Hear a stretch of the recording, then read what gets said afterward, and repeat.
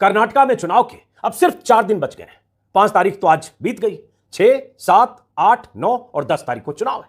चुनाव प्रचार के अब सिर्फ 2.5 दिन बचे हैं। 8 तारीख की शाम 5 बजे तक चुनाव प्रचार खत्म हो जाएगा। चुनाव में जब चंद दिन बचे हैं, वक्त बहुत कम है।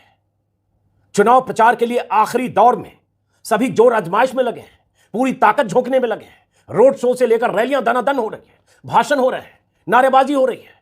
चुनाव प्रचार के सारे हथकंडे जब इस्तेमाल किए जा रहे हैं, तो देश का एक शख्स है जो सबसे अधिक बेचैन है। एक शख्स है जिसकी नींद उड़ी है, क्योंकि 13 तारीख को जो नतीजे आएंगे कर्नाटक के चुनाव के, उससे बहुत कुछ तय होगा। एक शख्स है जो उस नतीजे से सबसे अधिक प्रभावित होगा।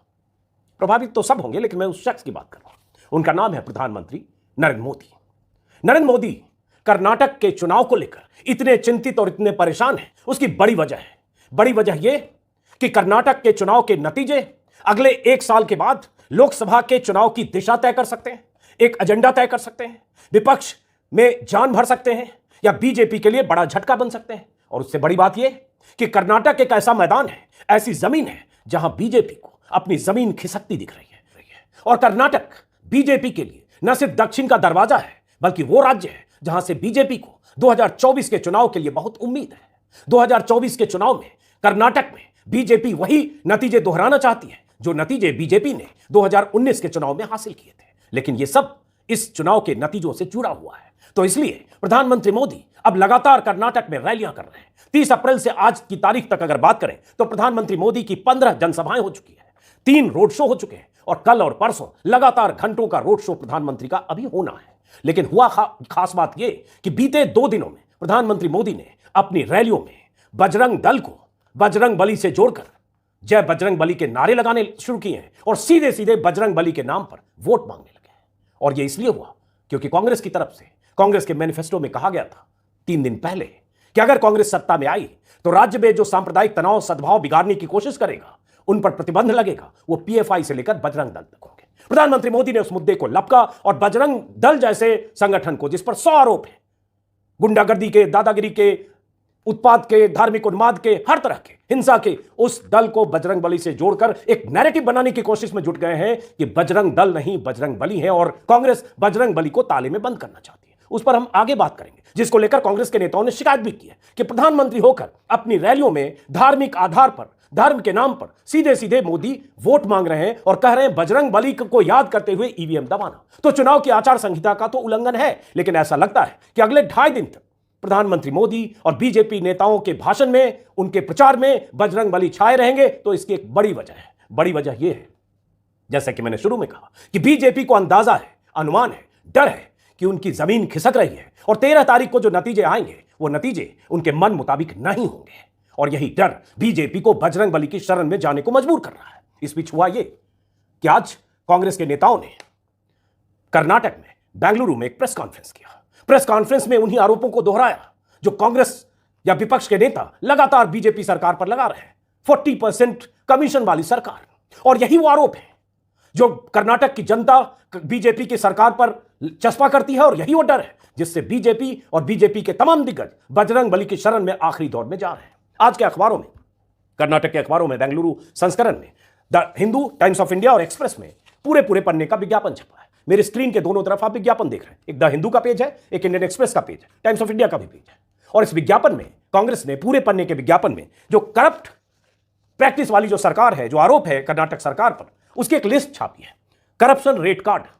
और यही करप्शन, यही मुद्दा है जो चूंकि बीजेपी सरकार पर चिपक रहा है, इसलिए बीजेपी नेता इससे बचते हुए बाकी मुद्दे उठाने की कोशिश कर रहे हैं, जिसमें सबसे बड़ा अब उन्होंने बना दिया है बजरंग बली। पहले आपको याद होगा कि पहले रैलियों में प्रधानमंत्री मोदी एक लिस्ट लेकर गए थे कि उन्हें 91 बार गालियां दी गई। ये स्क्रीन पर जो लिस्ट देख रहे हैं, जो करप्शन रेट कार्ड देख रहे हैं, जो अखबार का विज्ञापन है, कांग्रेस ने आज वहां प्रेस कॉन्फ्रेंस में भी जारी किया, जिसमें लिखा हुआ सीएम के लिए 2500 crore, minister post 1500 crore, appointment and transverse rate. अब इस रेट का ये विज्ञापन है, आरोप है, और पॉलिटिकल एक तरह से स्टेटमेंट है या जो भी कहें, इसकी कोई पुष्टि नहीं हो सकती। इस रेट कार्ड का कोई जमीनी हकीकत ऐसे ही हो, कोई जरूरी नहीं, लेकिन पॉलिटिकल चूंकि स्ट्रेटजी के तहत विज्ञापन दिया इसलिए मैं ये पढ़ रहा हूं, चूंकि ये आरोप बीजेपी सरकार पर लगते रहे, 40% कमीशन वाली सरकार। तो इसमें कांग्रेस ने कहा केएसडीएल में अपॉइंटमेंट के 5 करोड़ से 15 करोड़, इंजीनियर्स के 1 करोड़ से 5 करोड़। इस बीच केएसडीएल बता दें, KSDL Karnataka soap and detergent limited वो कंपनी है, कर्नाटक साबुन एंड डिटर्जेंट लिमिटेड, वो कंपनी है जो सार्वजनिक उपक्रम की कंपनी है कर्नाटक सरकार की। और उसी कंपनी के जो मुखिया थे, चेयरमैन थे बीजेपी के विधायक के मदल विरूपक्षप्पा, जिनका जिक्र अभी हाल के दिनों में आया था, जब उनके बेटे के दफ्तर से 6 करोड़ और उनके दफ्तर से 2 करोड़ कैश बरामद हुआ था और यह आरोप लगा था कि रिश्वत लिया गया था, और उसमें उनका बेटा गिरफ्तार हुआ, बाद में वो विधायक भी गिरफ्तार हुए, और वो बीजेपी के विधायक जो कर्नाटक साबुन एंड डिटर्जेंट लिमिटेड के अध्यक्ष थे। और उसमें बहुत तरह के आरोप लगे कि कैसे कमीशन और पैसे लिए जा रहे थे। तो ये सीधे आरोप बीजेपी के विधायक पर लगे, उन्हें इस्तीफा देना पड़ा, जैसा कि मैंने बताया। तो इसी में सब रजिस्ट्रार के लिए 50 लाख, असिस्टेंट प्रोफेसर के लिए 50 लाख से 70 लाख, लेक्चरर के लिए 30 लाख से 50 लाख, जूनियर इंजीनियर के लिए 30 लाख, ऐसे इन्होंने रेट कार्ड एक छापा है कि इस तरह से ये पैसे लिए जाते हैं कमीशन के तौर पर हर डिपार्टमेंट में बहाली के लिए। वाइस चांसलर के लिए 5 करोड़ से 10 करोड़, तहसीलदार के लिए 50 लाख से 3 करोड़। तो मैंने जैसा कि कहा, चलिए तो पॉलिटिकल है और पॉलिटिकल विज्ञापन है, एक दूसरे पर आरोप प्रत्यारोप लगाते हैं, कांग्रेस ने भी लगाया। लेकिन इसमें कोई शक नहीं कि करप्शन का आरोप और करप्शन की शिकायतें लगातार कर्नाटक सरकार पर बीते 3.5-4 साल से लगी है और उसको लेकर बहुत बार खबरें छपती रही है, बहुत बयानबाजियां हुई है। यहां तक कि ईश्वरप्पा जो कर्नाटक सरकार में मंत्री थे, एक समय में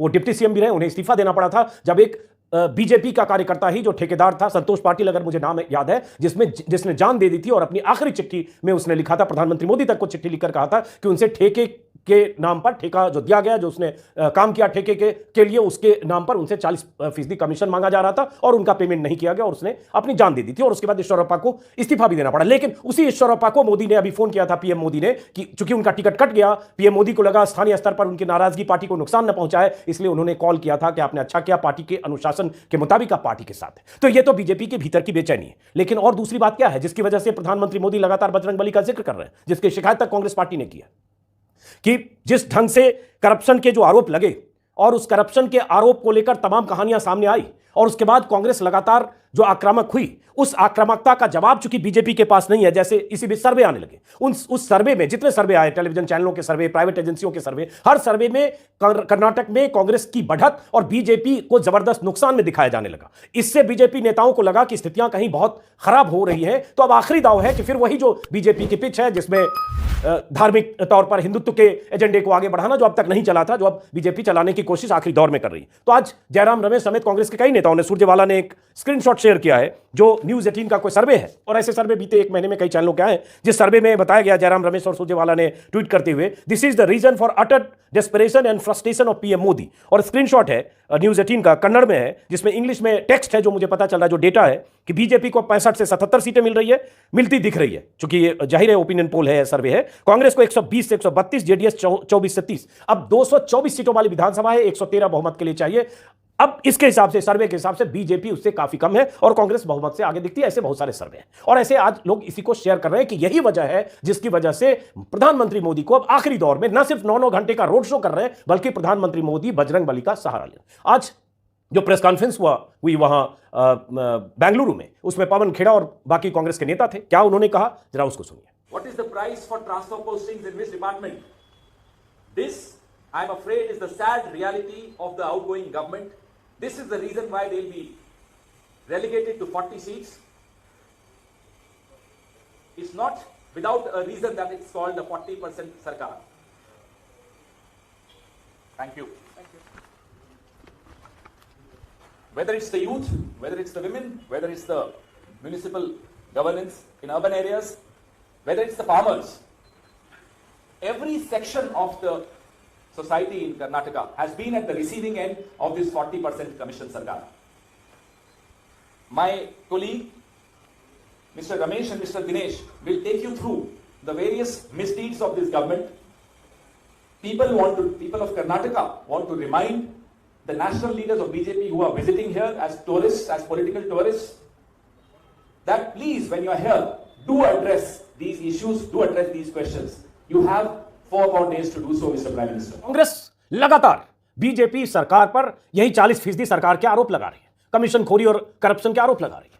प्रियंका गांधी की रैलियां हो, चाहे मल्लिकार्जुन खड़गे की रैली हो। लगातार यही सवाल उठाए जा रहे हैं कि जो प्रधानमंत्री मोदी न खाऊंगा न खाने दूंगा के नारे लगाते थे, उन प्रधानमंत्री मोदी की कर्नाटक सरकार, जो कि बीजेपी सरकार है, उस पर इतने आरोप लग रहे हैं, तो मूल मुद्दों पर जवाब देने की बजाय प्रधानमंत्री मोदी अब बजरंगबली पर क्यों आ गए, या पहले गालियों का हिसाब देने क्यों चले गए। आज प्रियंका गांधी भी कर्नाटक में थी और लगातार कांग्रेस के नेता भी रैलियां कर रहे हैं। जरा सुनिए कि प्रियंका गांधी ने क्या कहा, और मल्लिकार्जुन खड़गे जो कांग्रेस के न सिर्फ अध्यक्ष हैं बल्कि कर्नाटक से ही आते हैं, उन्होंने क्या कहा वो भी सुनिए।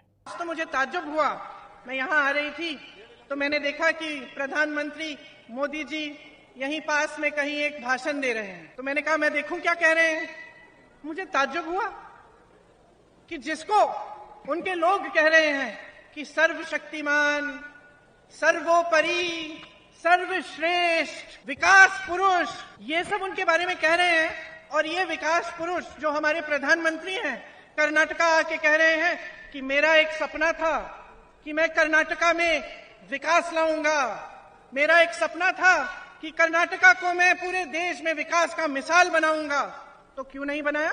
आप तो सर्वोपरि हैं, सर्वशक्तिमान हैं, अंतर्यामी हैं, सब जगह आप ही आप हैं, तो आपने क्यों नहीं किया? अपना सपना साकार क्यों नहीं किया? और जब मैं पूछना चाहती हूं कि जब भाजपा की सरकार, आप ही की बनाई गई सरकार, जनता को 40% सरकारा बनके लूट रही थी, तो आप क्या कर रहे थे?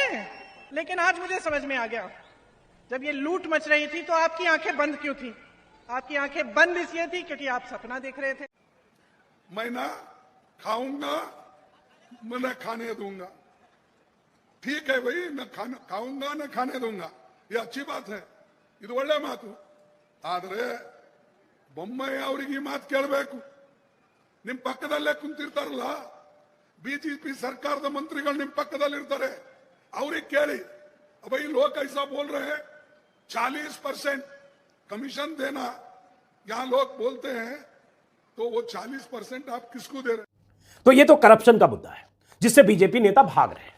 उसके बाद जो मैंने कहा बजरंगबली का मुद्दा, बीजेपी बजरंग दल को सीधे जिस ढंग से बजरंग बली से जोड़ रही है, उसको लेकर यह सवाल वाजिब है कि कोई रिश्ता नहीं। मैंने परसों के वीडियो में बताया था कि अगर कांग्रेस नेताओं ने कहा, या कांग्रेस के मैनिफेस्टो में, हालांकि एक बात और है कि कांग्रेस के नेता जब पीएम मोदी ने इसको मुद्दा बनाना शुरू किया तो थोड़े डिफेंसिव है। कांग्रेस के नेता कह रहे हैं कि जरूर वीरप्पा मोइली का बयान देख रहा था, डीके शिव कुमार का बयान देख रहा था, यह पता नहीं चल रहा, आपको जिम्मेदारी लेने को तैयार नहीं है कि मैनिफेस्टो में आया कैसे। और हर नेता इससे बात करने से बच रहा है क्योंकि लगता है कहीं आखिरी 3-4 दिन में प्रचार के पहले, चुनाव के पहले कुछ स्थिति बीजेपी के पक्ष में न बन जाए, इसलिए कांग्रेस नेता डिफेंसिव है, यह तो लगता है। लेकिन उससे बड़ा सवाल यही है कि क्या बजरंग दल को बजरंगबली से जोड़ा जा सकता है? बजरंग दल के गुंडों की कहानियां जो मैंने परसों के वीडियो में भी बताई थी, कल से लोग शेयर करें मोनू मानेसर की तस्वीरें, वही मोनू मानेसर जो मानेसर हरियाणा के मानेसर इलाके में गोरक्षा दल चलाता है, हथियारबंद दस्तों के साथ घूमता है, बाकायदा गैंग है जिस पर कई आरोप हैं, जिसमें हत्या और हत्या की कोशिश के भी आरोप हैं। अभी कुछ दिन पहले भी 2 मुस्लिम युवकों की हत्या हुई थी, उसमें भी उस पर आरोप थे, और लगातार उस पर आरोप लगते रहे। स्क्रीन पर यह तस्वीरें देख रहे हैं मोनू मानेसर की तस्वीरें, यह भी खुद को बजरंग दल का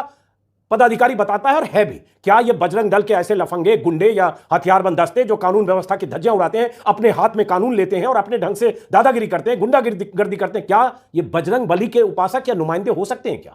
क्या इनसे किसी ढंग से बजरंग बली को जोड़ा जा सकता है क्या? अभी यूपी में अतीक अहमद का जो कातिल था, लवलेश तिवारी, 3 कातिलों में से एक, वो भी अपने को फेसबुक पर बजरंग दल का कार्यकर्ता बताता था। तो ऐसी बहुत सारी कहानियां, बजरंग दल के उत्पात, तांडव, हंगामे की तस्वीरें आ रही है। यह भी हो रहा है चूंकि प्रधानमंत्री मोदी, बीजेपी अध्यक्ष जेपी नड्डा और अमित शाह लगातार ट्विस्ट करने की कोशिश कर रहे हैं, कर्नाटक में आखिरी दौर में पिच बदलने की कोशिश कर रहे हैं, चुनाव को बजरंग बली पर लाने की कोशिश कर रहे हैं। इसलिए अलग अलग राज्यों में भी बजरंग दल के लंपट तत्व जो है, बार बार मैं लंपट तत्व बोलता हूं, जो भी कानून को हाथ में लेता है, लाठी डंडे और हथियारों के दम पर उत्पात मचाता है, वो लंपट, लफंगा, गुंडा और दादागिरी करने वाला तत्व ही है। ऐसे लोगों की तस्वीरें अलग अलग जगहों से आई है, जो कांग्रेस के ऑफिस के बाहर कुछ हनुमान चालीसा पढ़ने गए या कुछ करने गए। आज शायद यूपी से भी कहीं से तस्वीर आई, ऐसे बहुत सारे लफंगे टाइप के भगवा अंगोछा लगाए हुए जा रहे थे, जिसे पुलिस ने खदेड़ा। कर्नाटक में भी कांग्रेस दफ्तर के बाहर हंगामा करने की कोशिश हुई, और भी जगह। चूंकि बीजेपी आखिरी वक्त है, 2.5 दिन, जैसा कि मैंने कहा, बीजेपी पूरी ताकत लगाएगी कि किसी ढंग से बजरंग बली कर दो, ताकि ध्रुवीकरण का थोड़ा फायदा हो जाए। और ऐसे भी बजरंग दल का जिक्र अगर कांग्रेस ने मैनिफेस्टो में किया है, जिसका अब वो ऑन रिकॉर्ड कोई कांग्रेस नेता जिस पर बोल नहीं रहे, उसकी एक वजह है। चूंकि कर्नाटक में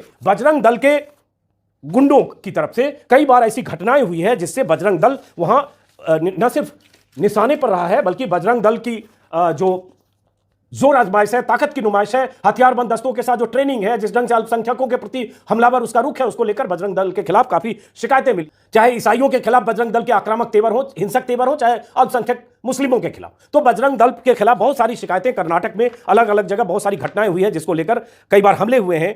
उडुपी से लेकर बेल्लारी और कई इलाकों में, कर्नाटक में हम्पी में, बहुत जगह, उसके विस्तार में मैं नहीं जा रहा हूं। इसलिए कांग्रेस मैनिफेस्टो, जिन लोगों ने बनाया होगा मैनिफेस्टो कमेटी, उन्होंने पीएफआई और बजरंग दल का जिक्र करते हुए कर दिया कि जो भी सांप्रदायिक सद्भाव को खराब करने वाले तत्व हैं उन्हें हम प्रतिबंधित करें। और यही बीजेपी ने इसको बिहार में कहते हैं लोक लिया, कैच कर लिया, और बीजेपी इसको इशू बना रही। अब यहां से बात होती है कि प्रधानमंत्री मोदी का भाषण, अभी भी जो प्रधानमंत्री मोदी का भाषण हुआ, मैं उसका एक टुकड़ा भी चाहता हूं आप सुनिए कि प्रधानमंत्री मोदी कैसे बजरंग बली के नाम पर अब वोट मांग रहे हैं। और सवाल यह उठता है कि क्या ऐसे वोट मांगना बजरंग बली का नाम लेकर क्या चुनाव आचार संहिता का उल्लंघन नहीं है? यह कांग्रेस कर रही। सुनिए क्या कहा है प्रधानमंत्री मोदी ने और कैसे रैलियों को संबोधित कर रहे हैं। कांग्रेस को मेरे जय बजरंग बली बोलने पर भी आपत्ति होने लगी है।